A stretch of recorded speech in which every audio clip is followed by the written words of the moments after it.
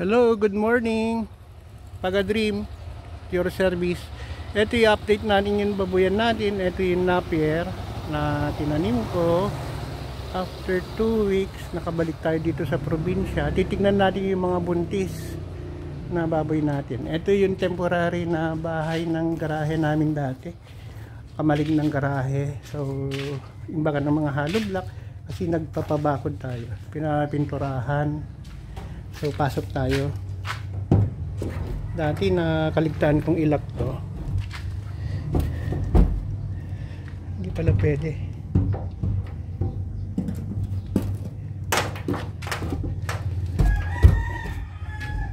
May isa pa ata sigurong lock to.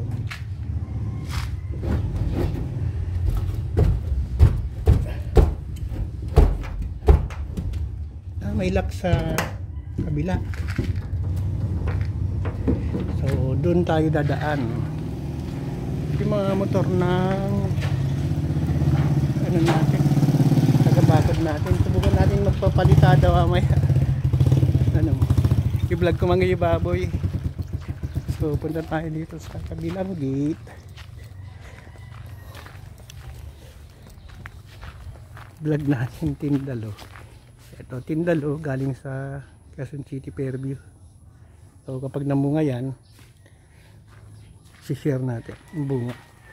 So eto yung gawaan dati ng hollow block. Tapos bumuli ang umpisa ng baboyan natin. Nag-umpisa sa 3 inahin. 2 inahin pala at saka isang bulugan na mataas ang breed na wild pig or alingo. So dito nag-start yun kapatid 2 years ago. Nakita niya maganda, bumili ulit siya ng isa pang babae. So naging 3 yung babae, isang lalaki. Ito yung lalaki, oh. Tinali natin kasi madaming buntis. Yung isa nakunan, tapos hindi na kumain ng 3 days.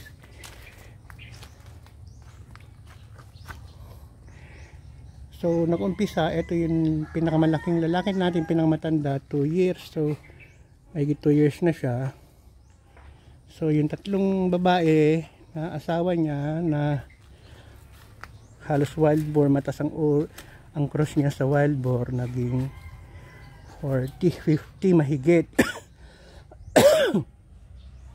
Tapos nakabili yung kapatid ko ng isa pang lalaki na wild boar, wild, kahuhuli lang, namatay, inipit niya yung sarili niya. So eto anak na lang to, buntis din. May isang iika-ika pero malapit manganak. So yun, baka sunod-sunod na magkakaanak sila. Eto pinagawa namin temporary kasi nga ang daming buntis, 17. Nabawasan ata ng isa, napilayan, nakunan. So ito yung kulungan nila. So may kulungan na kami na 3. Kasi ang ginagawa nila minsan,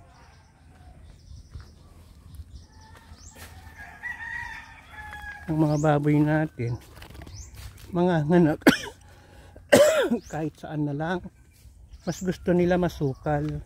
May mga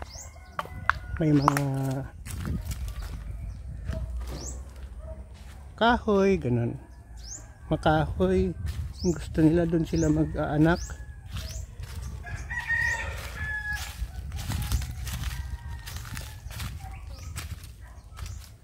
So bumili tayo pala dati ng Siam na native pigs, may mga kulay puti, kulay itim, pero ang liliit. Namatay ata yung 3, di 6 yung natira. May 2 lalaki, pinakatay na lang namin kasi kapun sila. Tapos yung 4 na babae, buntis lahat. Ang problema, nakunan yung isa, ika-ika. Siguro pinipilit pa rin kastahin ng bulugan, kaya tinali ulit. Sandito yung isa nating baboy na kulay puti, native, cross sa 1/2 native, 1/2 baboy ramo. So nandito sila. Katatapos lang kasi nilang kumain, hindi ko na i-vlog kanina. So try natin magpakain ng napier. Pero may nag-comment na uubo-ubo daw sila pag pinakain ng napier. Napansin ko kasi nagtanong siya kung hindi ba inuubo pag nagpapakain. So may motor yun. Bakit yun motor? Nakapasok dito sa loob ng compound. Tinataasan yun pader. Ayan, may isa dito na buntis. Itong babae na to buntis. So sa atin yan. Kaanak ko kay Gabi. So 3 babae na buntis yun sa atin. Out of 9. Mabigat din ang pagkain niya kasi purong darak. Halos 2 sako sa isang araw. 500 ang isang sakong darak. 1,000 per day. Nasa 56 kaya nagkatay ng mga lalaki. So may nakakatay na ata na 4 or 5. Tapos nakapagbenta na rin ng mga biik. Kasi dati nung una yun ng kapatid ko na magbenta, sabi ko ibenta mo yun mga iba kasi mga ano yan, pure. Parang inbreeding ang nangyari kaya lumiit sila. Para ang ititira natin yung magiging anak ng native cross sa mga ano natin, original natin, sabi ko. Saan doon yung isa na puti. Masukal dati dito ngayon luminis na. Mga kawayan, madamo, ayan. Yan yung isang babae. Andito yung pangalawa, ang laki ng tiyan. Andun sila.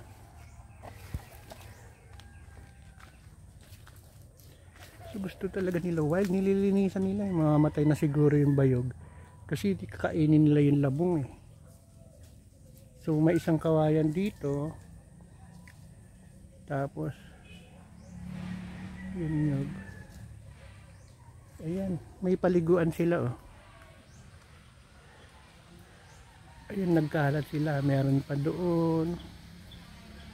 Meron dito.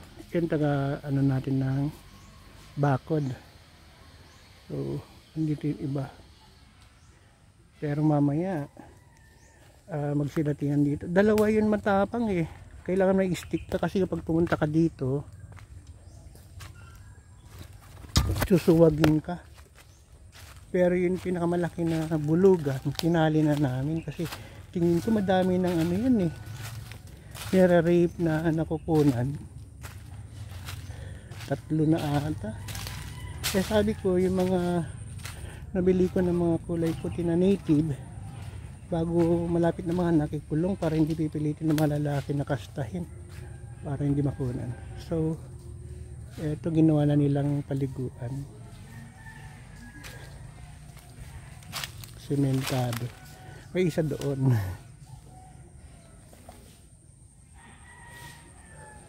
Eto ano to, duhat. Ang daming bunga to, kaso nga lang ang duhat matibay siya, kaso nga lang yung strength niya madaling mabagyo, madaling maputol. Pero mas maganda para hindi tumaas.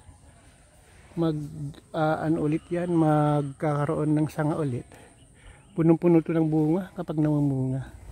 Ngayon konti lang yun sanga niya kasi nga dumaan si bagyong Egay at saka Siguring. So i-vlog ko na lang muna yung pagpapabakod natin. Napalibutan na ng bakod pero tataasan pa ng 3 hollow block ata or 2. Pataas ng hollow block meron na lang.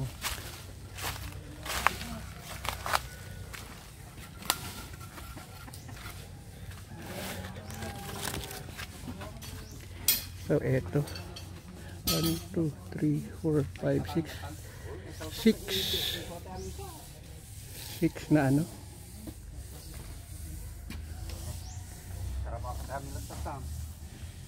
6 na hollow block. Yan.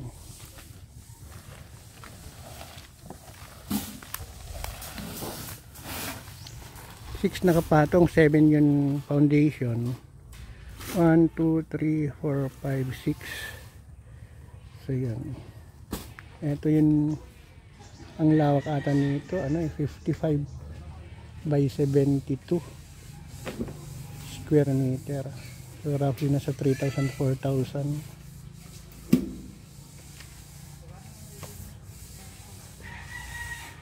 So ito yung bakod. May napalitan kasi sinusuway ng ano, baboy yun ano.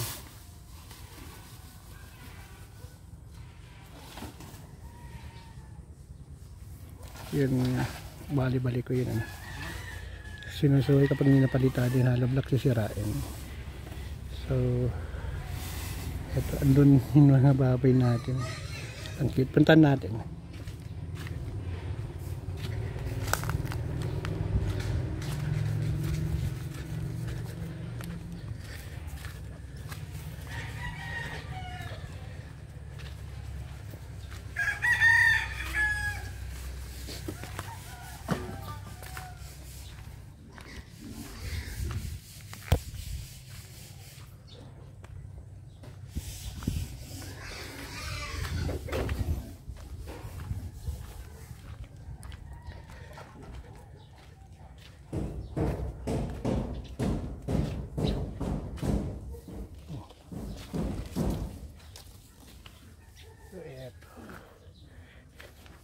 Zay.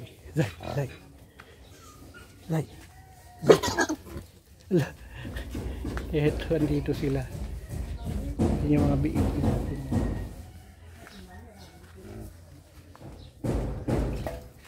Oh.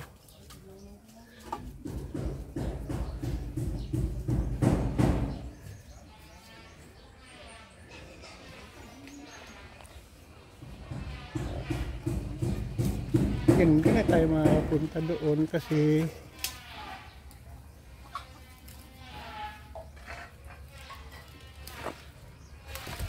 ano, maputik. Nandito, ilan yun nandito? 1, 2, 3, 4, 5.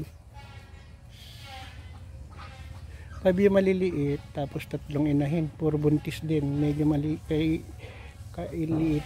So i-prepare natin sa mestizo na native.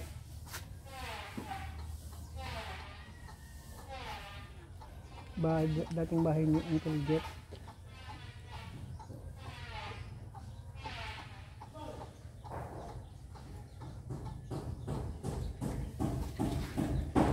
Wala, hindi tayo makapunta doon para malibot sana natin.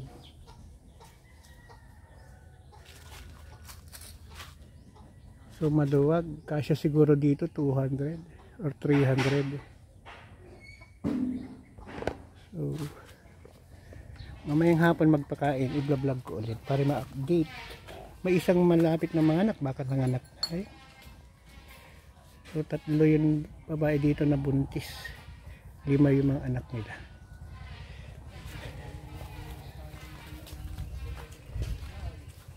So eto, bakod hanggang doon sa kalsada.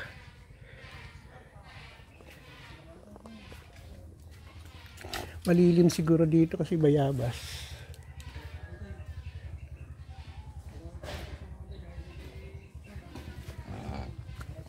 Ito ata yun ano, yung mga Mighty 4. Ito, Mighty 4, tinawag kong Mighty 4 kasi sila yun unang ano, 4 na babae. 3 babae, 1 lalaki. Doon nag-umpisa itong mabuyan natin. So anak na lang yan. Ang liit kasi inbreeding. So okay lang yun makro-cruise sa ano, native or yung mga anak niya, yun yung pangbenta. Matibay sila eh. Yun binili natin na native na ano, mestizo. Madaling makunan sila kahit bumabagyo, ano, wala. Sandali lang sa kanilang mga anak. Ang problema, konti lang yung anak, mga 5 hanggang 7. So dapat mas malalaking baboy.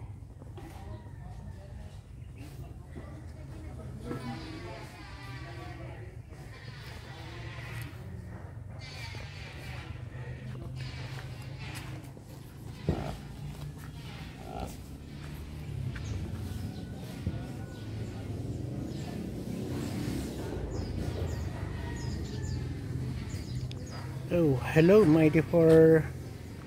Sige, babay po. Ang ginaw dito, iba yung ginaw ng ano, bayabas. Galing ng bayabas. Bayabas to.